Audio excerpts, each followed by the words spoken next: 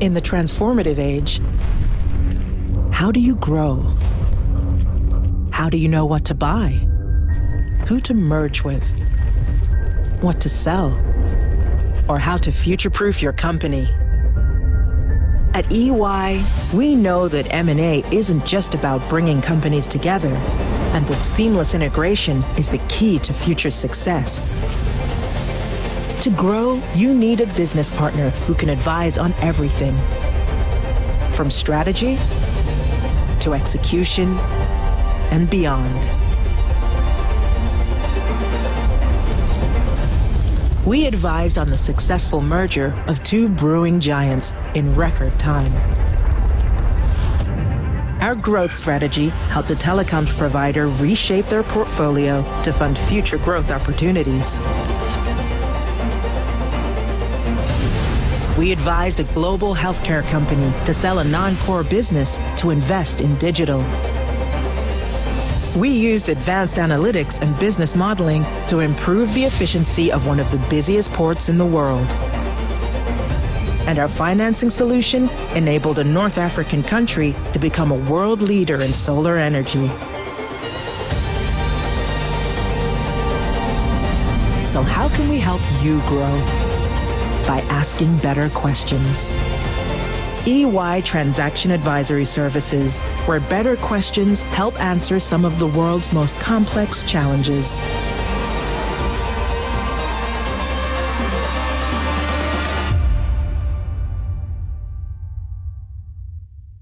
Buenos días, gracias por acompañarnos en esta nueva presentación en el contexto de la serie de webcast y conversatorios organizados por EY sobre temas relevantes para las empresas en el contexto actual, global y local.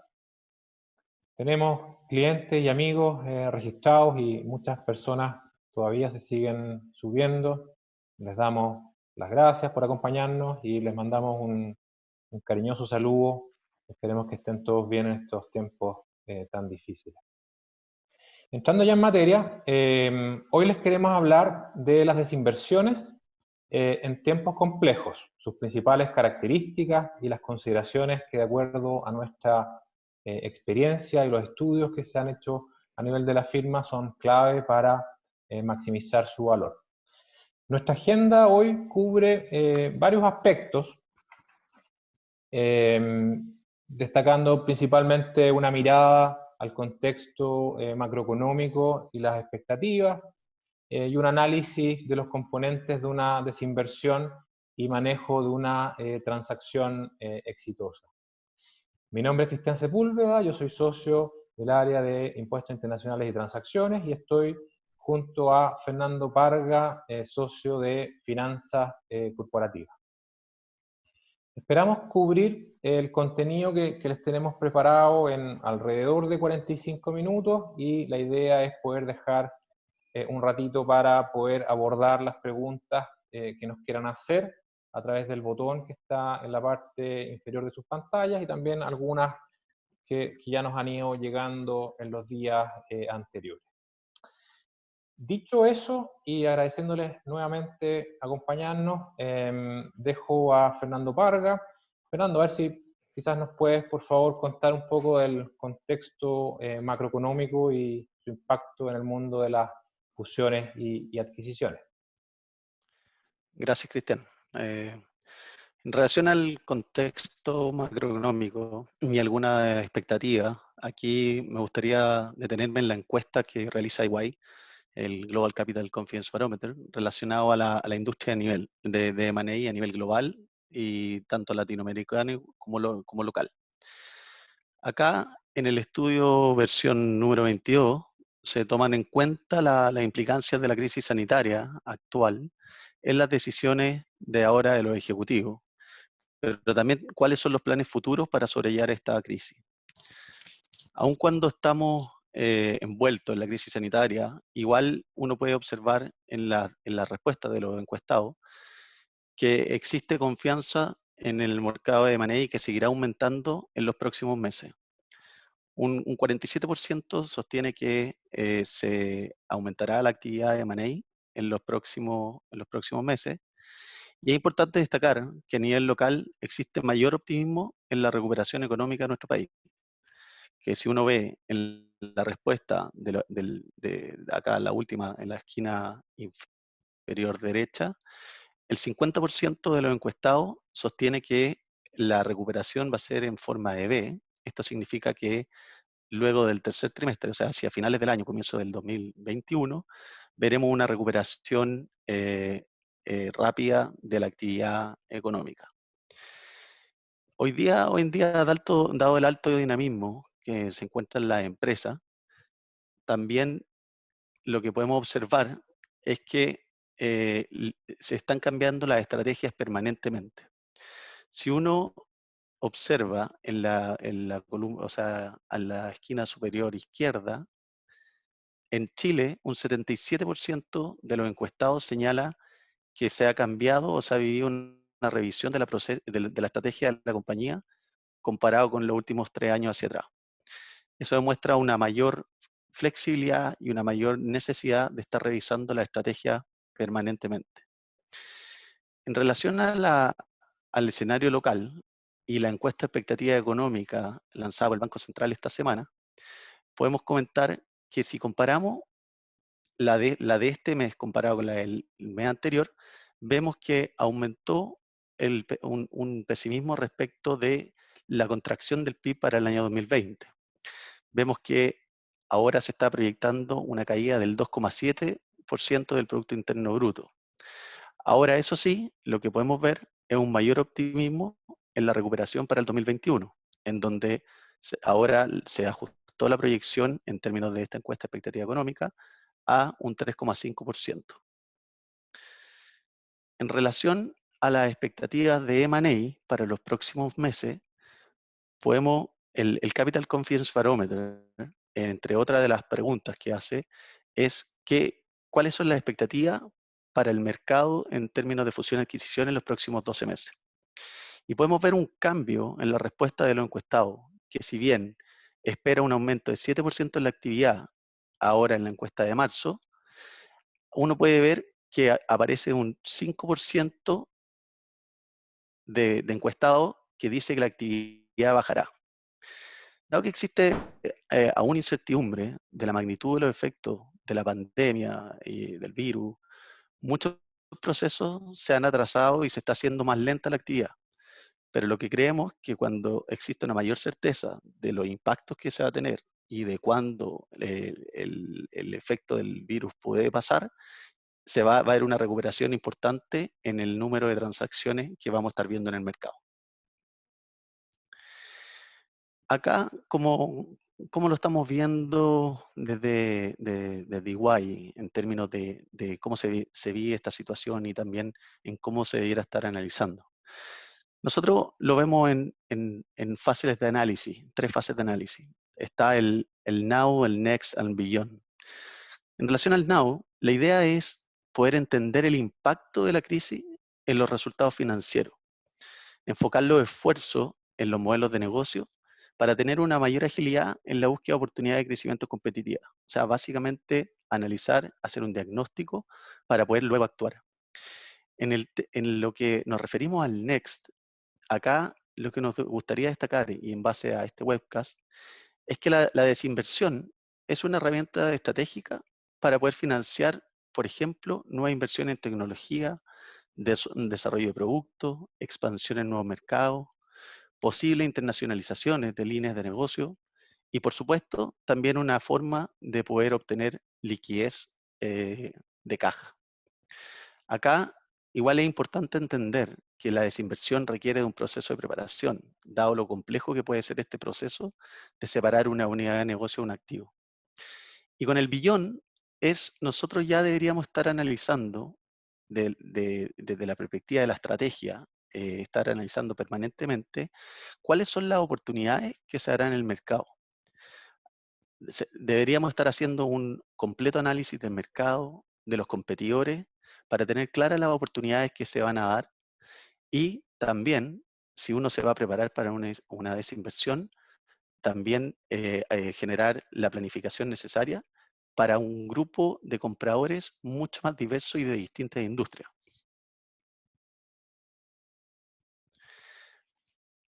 acá nuestra área de estrategia a nivel global de EY Parthenon, en general estableció varias reflexiones relacionadas a el tema del impacto a largo plazo de esta crisis.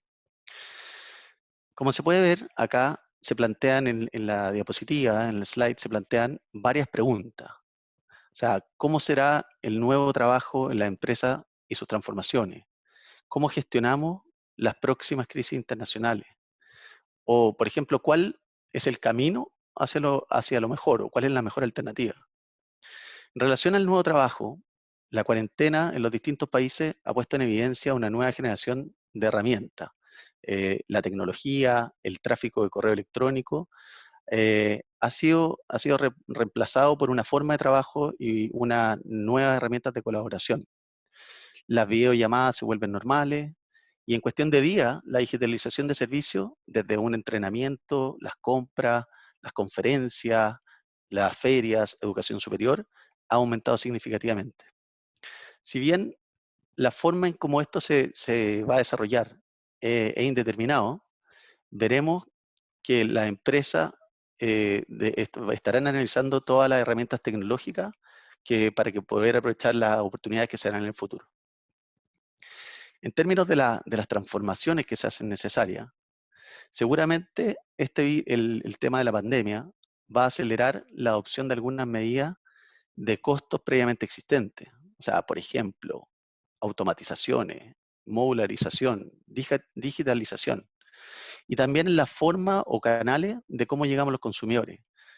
Por ejemplo, en tipos como temas de venta y de diversificación del direct to consumer o D2C. Acá la importancia está en aprovechar las oportunidades que se van a dar en estos nuevos ecosistemas y formas de conectar con los distintos consumidores. También en relación a la gestión de esta crisis y de las futuras crisis que pudieran venir, acá no solamente esto altera el orden actual dentro de los países e industrias individuales, sino que las cosas también pueden cambiar entre países. Ahora uno se cuestiona si las superpotencias podrán proporcionar más liderazgo al resto del mundo, o tal vez encontraremos efectivos algunos países más pequeños que tienen algunos modelos a seguir de cómo enfrentar la crisis, como tal vez ha sido el caso de Singapur o Corea del Sur. Después de este virus y después de esta crisis, en general podrían ganar un peso mayor internacionalmente debido a los modelos que pueden haber adoptado en este periodo. En relación a cuál es el camino a seguir o cuál es el mejor camino de cómo enfrentar esto, la verdad es que hoy en día no está claro que no existe una única receta y la verdad es que tarde cómo va a ser después de esta crisis. Pero creemos que más allá de hoy día estar luchando contra la estrechez de caja, la liquidez, luego el valor a largo plazo se convertirá en el camino a seguir para la gran mayoría de las empresas. Todo lo que tenga que ver con los ecosistemas, las cadenas de suministro, los sistemas empresariales, se van a repensar fundamentalmente. Acá se va a lograr y buscar un equilibrio entre lo que es la eficiencia y la resistencia. Hoy en día uno se da cuenta de que el hecho de ser tal vez lo más eficiente posible en inventario, si uno se hubiese anticipado a la crisis, tal vez para enfrentar la crisis no era la mejor medida. Entonces, a veces las medidas de eficiencia te permiten tener menor resistencia a alguna crisis como la que estamos viviendo. En relación y entrando más de lleno al tema de desinversiones, acá uno lo que debe estar haciendo constantemente es analizar su portafolio de activos o unidades de negocio. Y la desinversión debe ser analizada como parte de la estrategia de la compañía. Nuestra área de desinversiones a nivel global, que genera un estudio anual que se llama el Global Corporate Divestment Study, donde genera encuesta a más de 1000 ejecutivos, en torno al análisis, de los cuales la mayoría son corporativos y algunos son de private equity, y en torno a todo el ambiente y análisis de las desinversiones como parte de la estrategia de las compañías. Los resultados del estudio se basan en las respuestas de esto y, como podemos ver, la intención de desinvertir se mantiene en niveles elevados. Sabemos los últimos 3 años, desde el 2018 al 2020, que están en torno al 80% de las compañías planean desinvertir en los próximos 2 años. A pesar de la incertidumbre que se vive a nivel geopolítica, guerra comercial, temas de aranceles, el mercado de todas formas ofrece a los vendedores un entorno resistente para las desinversiones y de hecho un 57% de los encuestados espera cerrar una desinversión en los próximos 12 meses. Ante los cambios dinámicos en los distintos sectores, las empresas evalúan continuamente su estrategia de crecimiento y competencia. Son más rigurosos en la gestión de la cartera. 2/3 de las compañías dicen que revisan su cartera al menos cada 6 meses, según la última encuesta de EY Capital Confidence Barometer. Y continúan disponiendo activamente de los activos en los que consideran están subinvertidos y que mejor quedan en las manos de otro inversionista. El enfoque de estar analizando las carteras y disciplinado permite que las compañías sean más ágiles y también pues forman parte de la estrategia de la empresa. Cada vez más empresas desinvierten por razones estratégicas en lugar de por un fracaso del negocio. En general, las empresas que citan la débil ventaja competitiva de una unidad como conductor de su última desinversión cayó significativamente. Eso significa que al final los motivos son más estratégicos, como puede ser el poder cambiar de foco y buscar tal vez inversiones en otras áreas más complementarias o como parte de la estrategia, tal vez inversiones en tecnología. Dentro de las principales razones o causas de desinversión, se pueden citar las que aparecen aquí en la pantalla. Unidades de negocio en una posición débil, que es lo que tocábamos recién en la página anterior. Agilizar el modelo operativo, la necesidad de financiar nuevas inversiones en tecnología, el hecho de tener una incertidumbre, por ejemplo, geopolítica o la volatilidad macroeconómica sigue siendo también una de las principales razones para desinvertir. Las empresas deben reformular continuamente sus planes de inversión y estrategias de crecimiento en relación a su competencia.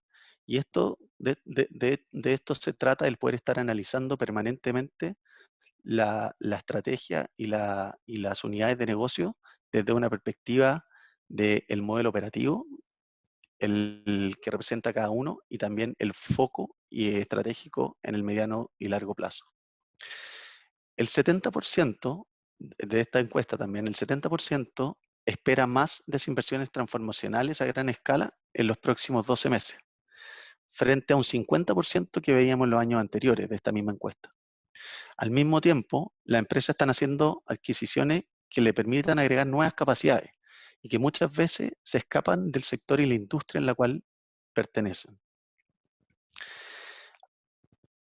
Además, el 80% de las compañías esperan que la cantidad de inversiones impulsadas por la tecnología aumente en los próximos 12 meses.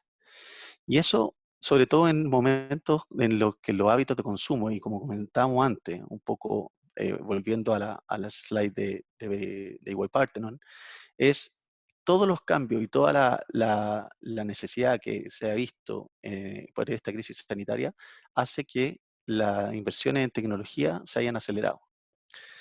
También está los planes que pueden respaldar los requisitos de capital para financiar estas nuevas inversiones.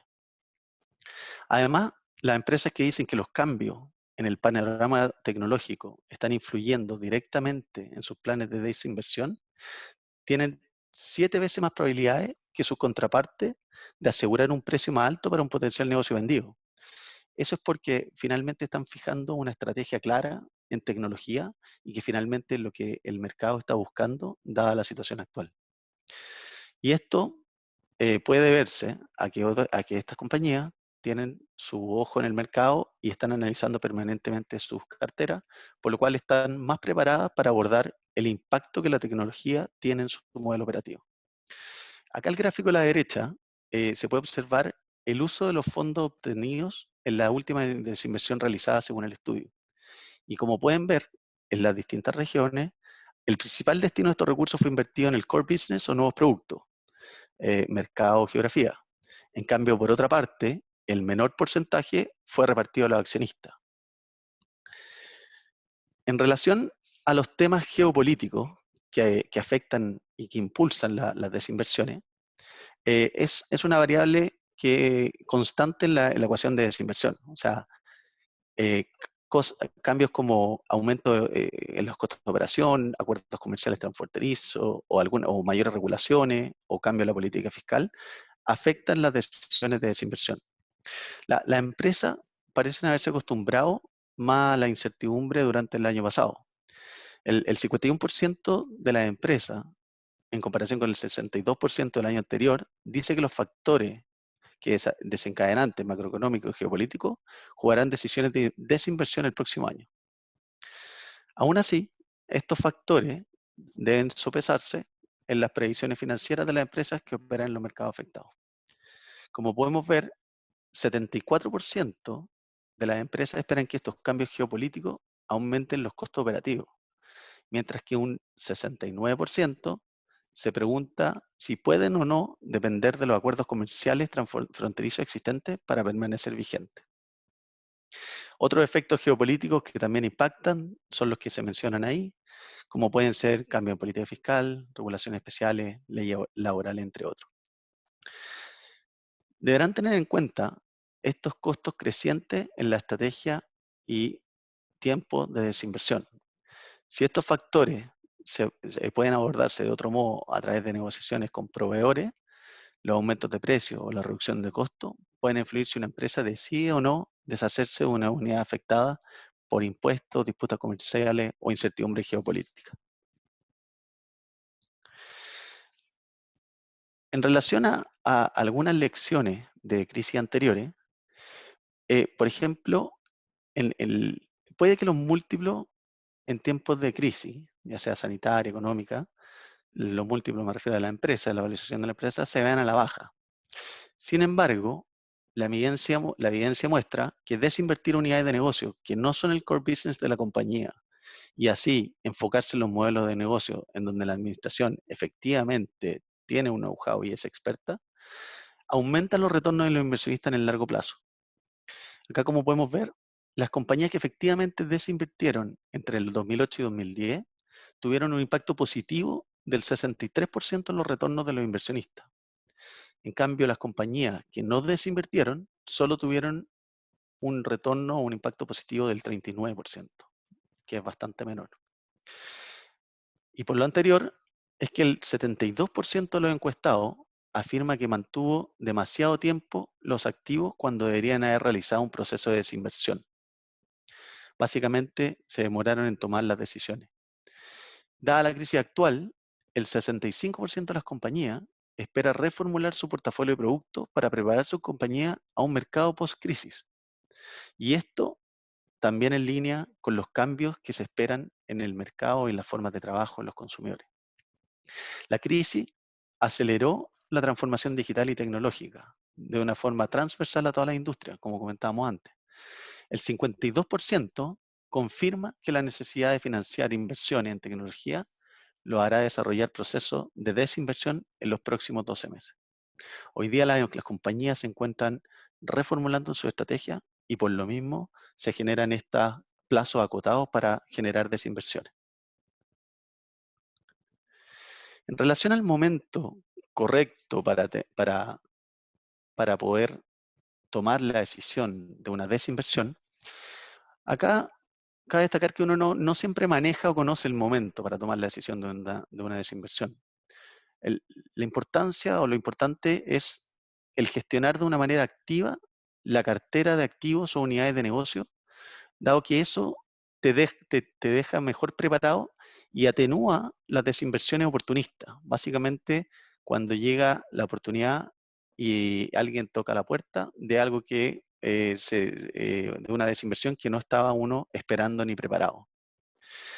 A través de una gestión de cartera más activa, así como teoría de gestión de activos, de gestión de inversiones, las empresas han ganado mayor agilidad y han mejorado su capacidad de responder a nuevas oportunidades, tanto dentro como fuera de su sector. Han mejorado la identificación de activos maduros para la desinversión y están comenzando a preparar sus activos para maximizar el potencial de éxito al recibir una oferta no solicitada. Para capturar el valor total, los inversionistas necesitan una comprensión total de su negocio y activo a desinvertir y del modelo operativo en todas sus dimensiones.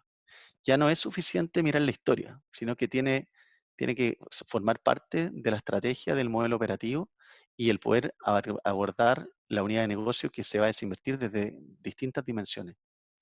Los vendedores también deben comprender y poder mostrar con credibilidad, utilizando análisis y herramientas, los drivers y un claro plan de negocio a los potenciales compradores.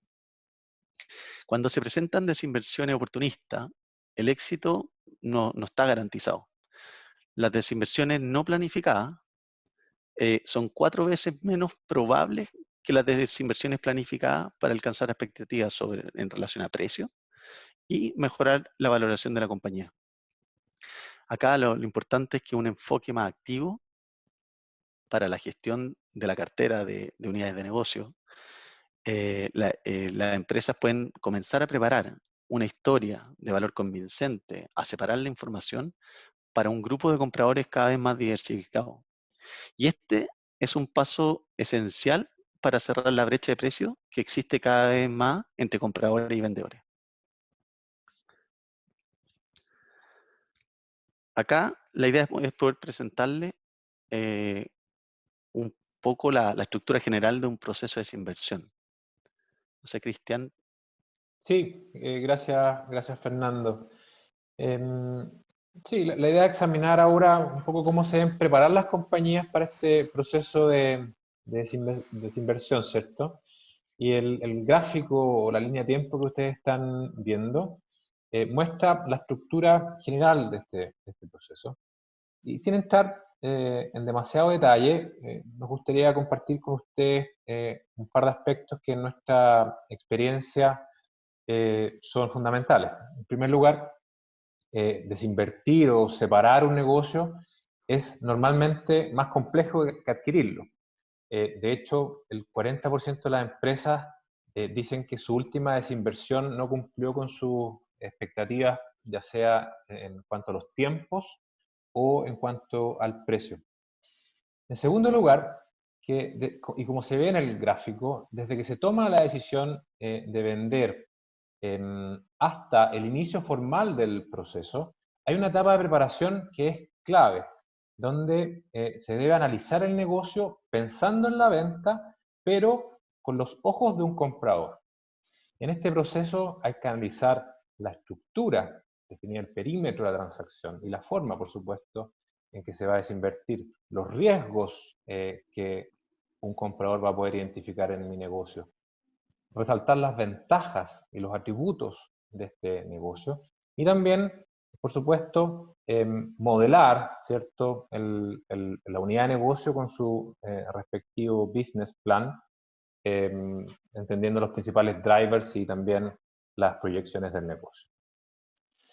Entonces, si vamos a la lámina siguiente, si es que nos concentramos por un momento en temas tributarios, y si pudiéramos elegir quizás dos elementos tributarios que son clave para maximizar el valor y de alguna manera tratar de asegurar el éxito de una desinversión, estos son por una parte la preparación y por otra parte la estructuración de la venta y la flexibilidad de esa estructura. Desde el punto de vista de la preparación, la falta de preparación ha sido permanentemente identificada en estas encuestas como una de las principales causas de la pérdida de valor en un proceso de desinversión. De hecho, como ven, el 66% de las empresas lo identifican como un elemento clave en la última desinversión. Ahora, es curioso porque hay otra estadística muy relevante que dice que el 63% de las empresas sostienen que sí se prepararon antes de la venta. Entonces, ¿por qué se sigue perdiendo valor? Uno podría preguntar. La verdad es que no siempre en nuestra experiencia se hace un examen profundo de la situación tributaria de las empresas antes del inicio formal del proceso de venta, tampoco de la situación laboral y de recursos humanos. Muchas veces los vendedores más bien reaccionan frente a los hallazgos de potenciales compradores ya bastante avanzado el proceso y a veces cuando es ya un poco tarde. Incluso cuando se hace de manera oportuna esta revisión, este escáner, ocurre que a veces los vendedores identifican riesgos, pero después no actúan para aclarar o eventualmente mitigar lo que se identifica. Respecto de la estructura, la definición del perímetro de la transacción y la estructura de venta son aspectos clave del proceso.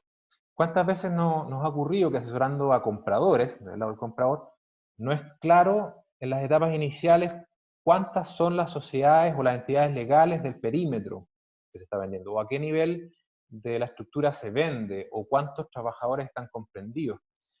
Muchas veces nos encontramos también con mallas societarias enormes, a veces inorgánicas, que dificultan el proceso de due diligence y de alguna manera atentan contra un proceso de venta exitoso. Muchas veces también existen sociedades sin movimiento o activos y pasivos que no forman parte del perímetro o del negocio vendido y que deben ser excluidos previo al cierre bastante avanzado el proceso. O incluso casos en que lo vendido, ¿cierto? Pensando en un carve-out, la verdad es que no funciona como un negocio standalone y no existe realmente un plan completo de separación. Fernando va a comentar algo más al respecto en las próximas láminas. El perímetro y la estructura son entonces elementos clave desde el inicio del proceso. Y lo que sí es interesante de este estudio es que la tendencia es a estructuras cada vez más flexibles que se puedan ofrecer a compradores. De hecho, el 57% de las empresas dice que la falta de flexibilidad de la estructura de venta afectó al final del día el valor. Más adelante vamos a ver algunas estrategias y algunas medidas para abordar estos temas, tanto la preparación como la estructura.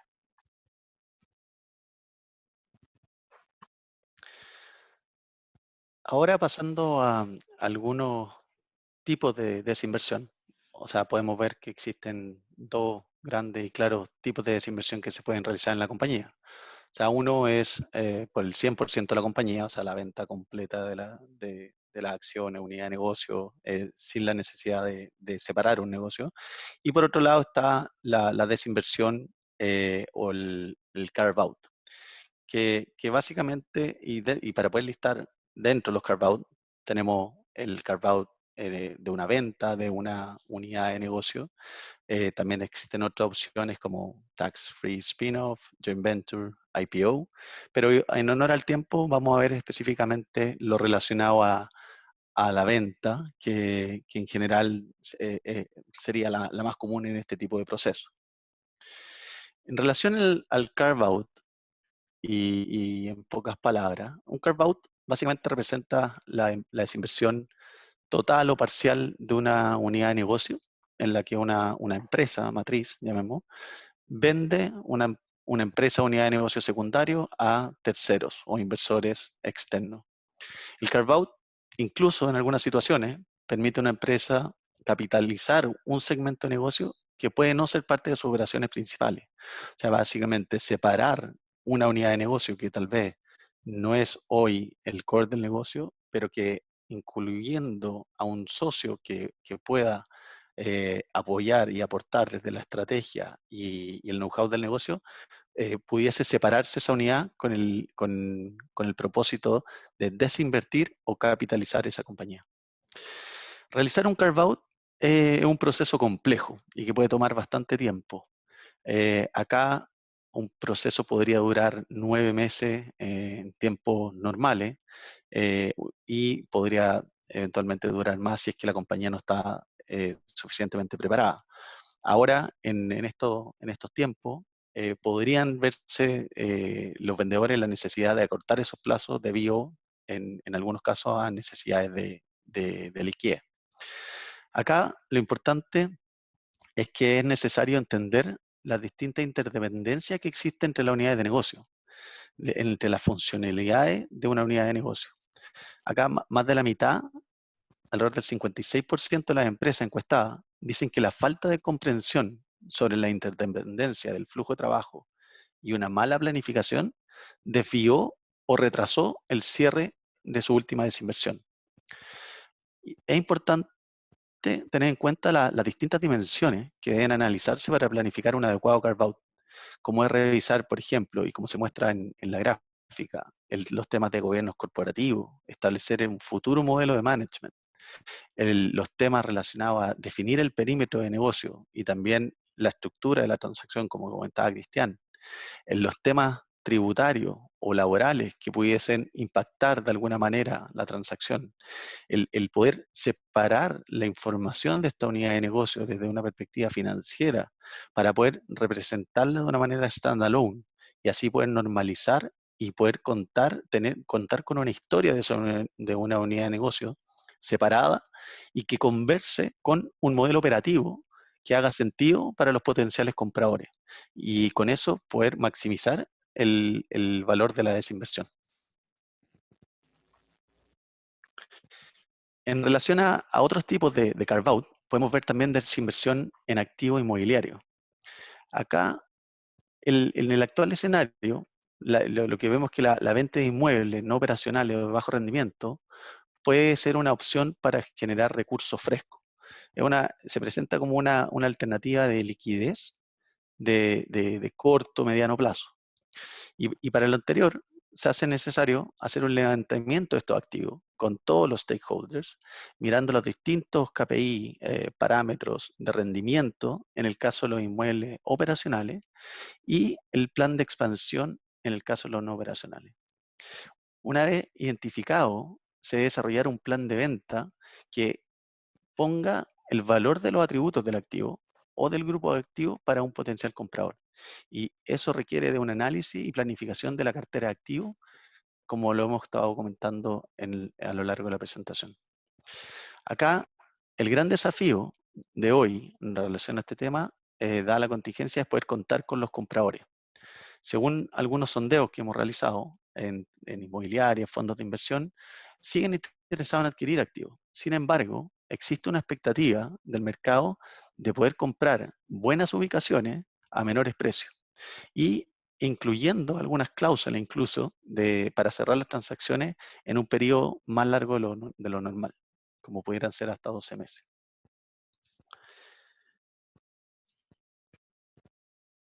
Acá, Cristian, te dejo con este tema. Gracias, Fernando. Sí, repasemos algunos aspectos claves del proceso. Tipo de desinversión, ya está dicho, no existe solo una forma de desinversión, sino que distintas formas de hacerlo. Es clave, por lo tanto, definir qué se va a desinvertir, y esto ya sea como venta de acciones o venta de activos, por ejemplo. Muy importante también, junto con eso, evaluar anticipadamente los efectos e implicancias que este tipo de procesos tiene en materias laborales y de recursos humanos. Vamos a hablar de eso. Respecto de la estructuración, y como les adelantábamos, acá el desafío es encontrar una estructura que ayude a maximizar el valor pensando también en el comprador. Por ejemplo, evaluar los efectos que podría tener agrupar participaciones en distintas sociedades en una sociedad holding que permita tener una transacción y un cierre mejor y más eficiente con los compradores. En esto es clave, súper importante que nosotros como asesores tributarios trabajemos de la mano con los equipos de Money desde el principio del proceso, porque solamente así, por ejemplo, vamos a poder entender cuáles son las opciones que tributariamente pueden funcionar, pero que comercialmente no son viables. Vamos a poder analizar en conjunto con ellos las implicancias tributarias que tiene la venta de activos versus venta de acciones, evaluar ventas directas de acciones o eventualmente ventas y efectos de ventas indirectas de activos subyacentes en Chile cuando lo vendido es un vehículo en el exterior, modelar los costos tributarios que tienen las distintas estructuras, en fin, poder en el marco del proceso destacar los atributos tributarios de las compañías y poder preservarlos. Desde el punto de vista de los impactos y riesgos, ya lo dijimos, se debe entender temprano en el proceso qué es aquello que los compradores verán como riesgos y oportunidades tributarias, de manera tal de asegurar que esto sea abordado en el proceso de venta. Solo así, solo incorporándose tempranamente en el proceso, va a haber tiempo para hacer esta evaluación crítica del negocio y enfrentar anticipadamente los problemas. Acá hay un punto que es clave. No se trata solamente de escucharnos como vendedores o de entender cómo el vendedor ve los problemas y oportunidades. ¿Cuántas veces hemos escuchado mi empresa está perfecta o nunca ha sido revisado? Sino que aquí lo relevante es qué evaluación harían los compradores cada vez más sofisticados. Entonces, los vendedores no solamente deben revisar temas como cumplimiento tributario y laboral de las compañías, sino que también los criterios que han adoptado en el periodo histórico. Un determinado desembolso es gasto o es un activo tributario sujeto a depreciación, cuál es el tratamiento que se le dio quizás a algún ingreso percibido por adelantado. Y esto en el contexto de cambios normativos muy relevantes. Ustedes saben que hemos tenido reformas tributarias significativas en los últimos años, la última aprobada en febrero de este año, y eso junto a una serie de medidas en relación con el coronavirus, particularmente y muy especialmente en temas laborales, pero también en temas tributarios, muy relevantes, y también teniendo en consideración la sustancia económica de las operaciones, y esto particularmente desde la vigencia de la norma general antielusiva del año 2015 y la incidencia también del plan BEPS de la OECD. Junto con eso, muy importante enfocarse en aspectos financieros de las transacciones que sin lugar a dudas pueden impactar el precio, como identificar previamente los ajustes financieros negativos y positivos, depurar y normalizar el EBITDA, considerar costos one-off y stand-alone, etc. Con todo esto se podrá, como dice la lámina, elaborar una matriz, ¿cierto?, como potenciales riesgos que pueden ser identificados en un due diligence de comprador o buy-side due diligence, evaluar la conveniencia de un sell-side due diligence o due diligence del vendedor que pueda ser entregado a los potenciales compradores. Alternativa que aún en Chile es poco utilizada, pero en nuestra opinión agrega mucho valor en las transacciones. Y finalmente las soluciones pasan por tratar de mitigar los riesgos detectados en el paso anterior o en los pasos anteriores. Identificar y cuantificar los riesgos que pudieran tener impacto en el precio, evaluar, por ejemplo, la posibilidad de pedir algún pronunciamiento de la autoridad tributaria previo al cierre, pensar anticipadamente en las representaciones y garantías que el vendedor va a exigir en el contrato, y también considerar estrategias o tendencias más actuales, como por ejemplo seguros que cubren las pérdidas ocasionadas por incumplimiento de representaciones y garantías del del vendedor, que tienen una serie de ventajas, como por ejemplo reducir los escrows, dar adecuada protección y confort al comprador, limitar la responsabilidad post cierre del vendedor y superar diferencias de apreciación de riesgos tributarios y de esa manera destrabar negociaciones. Si seguimos adelante, y muy brevemente, nosotros podemos identificar desinversiones de dos clases dependiendo de qué es lo que se vende, ¿cierto? Venta de acciones o stock deals y venta de activos o asset deals. En nuestra experiencia, normalmente las transacciones se estructuran como venta de acciones, porque son en general transacciones más simples.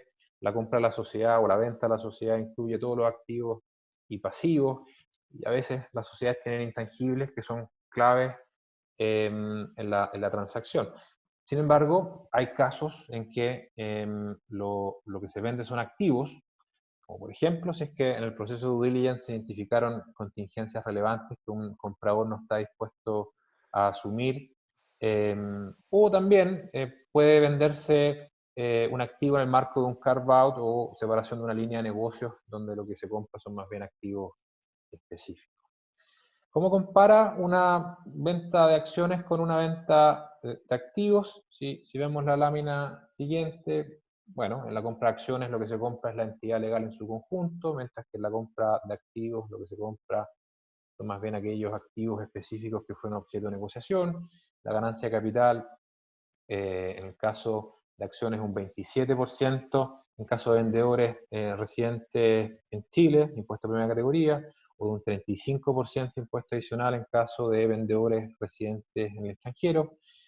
En el caso de la venta de activos será de un 27% también el impuesto, sin perjuicio de la tributación que afecta a las distribuciones. IVA, lo vamos a ver esto bastante rápido, IVA no se gatilla en el caso de venta de acciones, como sí se puede gatillar en la venta de activos. La responsabilidad tributaria en el marco de venta de acciones se mantiene, digamos, en la sociedad. El que adquiere, compra esta entidad legal, este RUT, ¿cierto?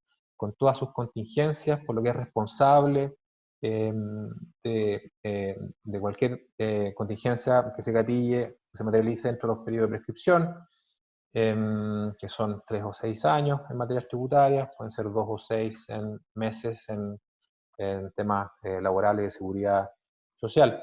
En el caso de compra o venta de activos, en principio las contingencias se mantienen con el vendedor y no hay responsabilidad para el comprador, pero hay una norma que no vamos a profundizar, pero que establece una responsabilidad subsidiaria del comprador en caso que el vendedor producto de esta venta de activos cese en sus actividades. Los atributos fiscales, ya está dicho, la sociedad que se vende mantiene todos los atributos, las pérdidas tributarias, los IVA créditos, depreciación acelerada, etcétera, mientras que en el caso de activos, en la venta de activos no se transfieren esos atributos fiscales al comprador. Si seguimos adelante, me gustaría referirme también muy especialmente a algunos temas laborales que son muy significativos en procesos de desinversión. ¿Cuáles son estos aspectos? Respecto a ejecutivos y trabajadores, en nuestra experiencia hemos visto muchos casos de procesos de venta donde el perímetro no está definido. En temas laborales hemos visto casos, por ejemplo, donde ha existido duplicidad de funciones o situaciones en las que no es claro, por ejemplo, si es que el equipo ejecutivo será traspasado o no como parte de la desinversión, lo que significó demoras en el proceso y además tener que reenfocar esfuerzos muy avanzado el proceso en materias de recursos humanos. En materia de permanencia de ejecutivos estratégicos, muy importante revisar anticipadamente las cláusulas de cambio de control, ¿cierto? Que es algo que el comprador necesariamente va a analizar y seguramente va a ser materia de negociación en términos de quizás los riesgos tributarios y también quien soporta ese gasto. En materia de remuneraciones y otros beneficios, es muy importante conocer la estructura de remuneraciones, tanto a nivel individual como colectivo, y también las políticas tácitas, ¿cierto?, dentro de las empresas, porque esto va a ser mantenido por los trabajadores que se traspasan en la transacción.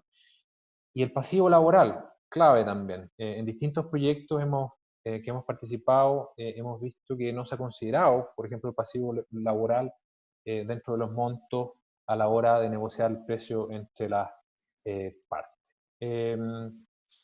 Comunicación, muy importante también, la adecuada comunicación del proceso a los trabajadores y de esa manera poder mitigar la incertidumbre en materia de recursos humanos.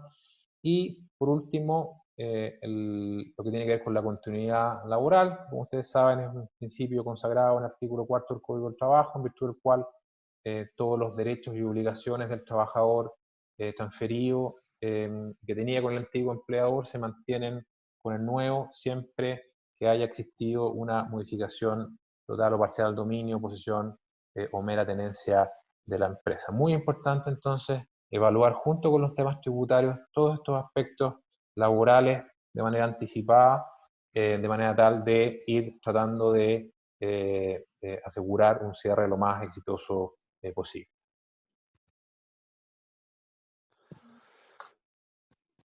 Perfecto.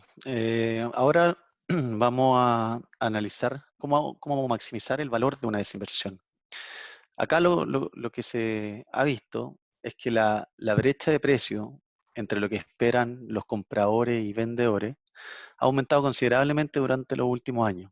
Los vendedores de empresas en general valoran los activos a través de una combinación de eficiencia y flujos proyectados futuros, mientras que los compradores en general prefieren o se inclinan en la negociación a evaluar en base a la historia para disminuir los riesgos a corto plazo. O sea, finalmente en nuestra experiencia los planes de negocio muy agresivos muchas veces por los mismos compradores a veces son cuestionados si es que no tienen un respaldo claro en la estrategia. 67% de los vendedores, como se muestra en el gráfico a la izquierda, dicen que la brecha de precio entre lo que esperaban recibir por un activo y lo que los compradores están dispuestos a pagar es mayor al 20%. Y como se veía, eso fue en el 2019. En el 2018, solo una cuarta parte notó esa brecha tan significativa. Eso es un cambio importante en la percepción de esta brecha. Ahora, más que nunca, es fundamental que los vendedores de empresas construyan una historia de valor creíble con datos de respaldo y comiencen una preparación de la desinversión lo antes posible para lograr una valoración deseada. Y con esto es todo el proceso de preparación que requiere una desinversión y también lo que comentábamos antes de la importancia de estar permanentemente revisando la estrategia y gestionando los activos de la cartera de activos o unidad de negocio que uno posea, para poder aumentar la agilidad con la cual uno reacciona y lo preparado que uno está frente a una potencial desinversión. En el gráfico a la derecha vemos la brecha total entre el valor esperado por el vendedor y el valor finalmente alcanzado, mostrando que existe un valor de una brecha potencial, que básicamente es la segunda barra, el valor intrínseco, y que representa el que puede alcanzar un comprador cuando integra el activo a su negocio. Básicamente refleja sinergia futura y que esas no están al alcance del vendedor. También se puede ver una brecha transaccional, como la segunda brecha que aparece graficada en las barras, donde refleja la capacidad del vendedor para estructurar un proceso de venta adecuado. O sea, el hecho de estar preparado, mejor o peor preparado, hace que esa brecha aumente o disminuya. Y una tercera brecha que se refiere a la ejecución y que corresponde a la potencial disminución del valor posterior a la firma del contrato, producto de una ejecución deficiente, ya sea del contrato o del del plan de separación, o incluso de sinergias negativas que se puedan generar entre otras razones. Entre las principales causas para crear valor a través de una desinversión y maximizar el valor, está y como comentábamos antes, está una adecuada preparación tributaria o una flexibilidad en la estructura de venta. También está el hecho de poder presentar el negocio standalone. De hecho, en este punto, los vendedores que presentan un negocio de manera independiente, eh, el estudio señala que existe el doble de probabilidades de lograr un precio más alto y completar la transacción más rápido que aquellos que no están preparados y que eligen no hacerlo. Los compradores sienten y tienen confianza cuando existe un modelo operativo claro y saben que el negocio ya ha sido preparado adecuadamente para la venta y entonces se disminuyen la incertidumbre y las sorpresas que pueden ocurrir en la transacción. Además, se ahorra mucho tiempo después de la firma en el sentido de no tener que seguir los paso a paso de una desinversión y de un carve-out que ya fueron de alguna manera analizados y completados hace tiempo. En resumen, acá algunos puntos importantes. Es importante tener en cuenta la necesidad de una revisión constante de la cartera de activos o unidades de negocio, definiendo claramente un modelo operativo que permita a las empresas tener mayor agilidad y flexibilidad para poder aprovechar oportunidades de crecimiento en el escenario actual. Como segundo punto, al minuto de una desinversión, es importante tener en cuenta la innumerable interdependencia entre las áreas y sistemas funcionales, así como los aspectos tributarios, laborales, regulatorios y las distintas estructuras de venta que pueden darse en una transacción. Esto no es trivial y como lo vimos en la presentación, es un proceso complejo y que requiere de una amplia planificación. También es importante que los vendedores estén preparados para poder presentar un completo plan de negocio que sea convincente y que esté respaldado con la información adecuada de la unidad de negocio en la cual se desea desinvertir, teniendo en cuenta que hoy existe una gama cada vez mayor de compradores en diferentes industrias, haciendo que esto logre maximizar el valor de una potencial desinversión. Fernando, creo que se nos Bueno, va se nos va el tiempo. acabando el tiempo, pero yo creo que logramos cubrir todos los contenidos que queríamos transmitir. Definitivamente esto daba para una conversación mucho más larga, ¿cierto? Quizás demos algún espacio a un par de preguntas, ¿te parece? No vamos a poder abordarlas todas en este webcast. Vamos a tratar de hacerlo después, ¿cierto? Les agradecemos las preguntas que nos han llegado. A ver, déjame elegir una, Fernando, de acá de las que nos ha llegado para ti. Dice, las desinversiones se puede pensar tanto para empresas grandes como pyme en este contexto. Es decir, si es que lo que hemos hablado aplica solamente para grandes empresas o estamos pensando en todo tipo de empresas, incluidos pyme, considerando el contexto. Sí, o sea, en general, las desinversiones podrían aplicar para cualquier compañía. Por ejemplo, podría ser que uno desinvirtiera en algunos activos para poder lograr una liquidez, aun cuando pudiese ser una pyme. Ahora, en general, las pymes no poseen varias o grandes unidades de negocio y normalmente se concentran en una sola unidad, por lo cual tal vez la desinversión es menos común, diría yo. Pero aún así existen mecanismos para que una pyme, por ejemplo, si fuera dueña de su inmueble, pudiese generar un carve-out, una desinversión de sus activos inmobiliarios y enfocarse en el core de la operación de su negocio. Y respecto también a otras compañías, tal vez que no, pues como startups o empresas tecnológicas que hoy día vemos, y sobre todo con la situación actual, vemos que se han vuelto muy atractivas para efectos de complementar las nuevas estrategias tecnológicas que están necesitando las compañías en el mercado, producto de los cambios que se vienen, los cambios transformacionales en las formas de negocio, de trabajo y de interactuar con los consumidores también.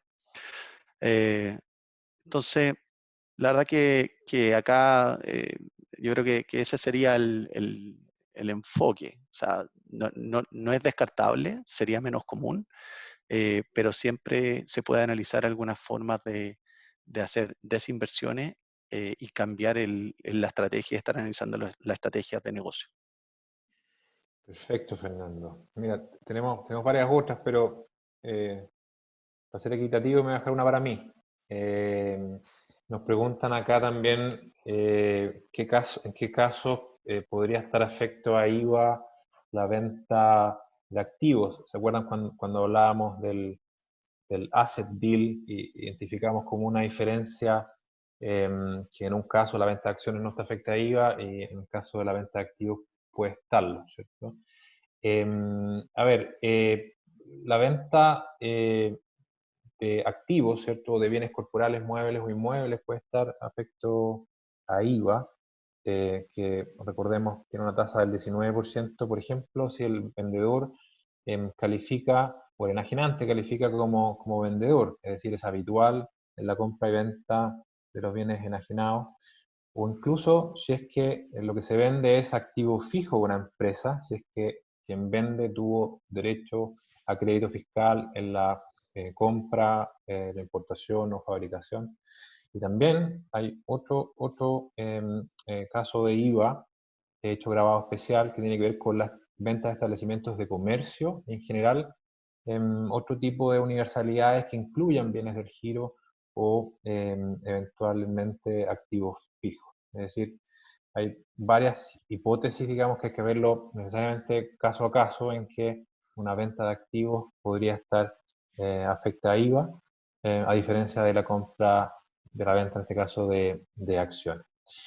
Yo creo que con esto vamos cerrando, Fernando. Sí, yo creo que estamos un poco pasados en el tiempo, así que nada, agradecerle a todos la participación, espero que esto haya sido de utilidad y también vamos a estar disponibles para poder responder el resto de las preguntas que quedaron y que por tiempo no pudimos atender. Sí, y con Fernando les queríamos también agradecer al equipo detrás que nos ayudó a preparar esto, Juan Pablo, Rafael, Carlos, Ramón, Montserrat, Matías, gracias a todos. Y nada, esperamos que sigan participando de estos webcasts organizados por EY en relación con materias relevantes de la contingencia. Sí, muchas gracias al equipo y a todos por también su participación.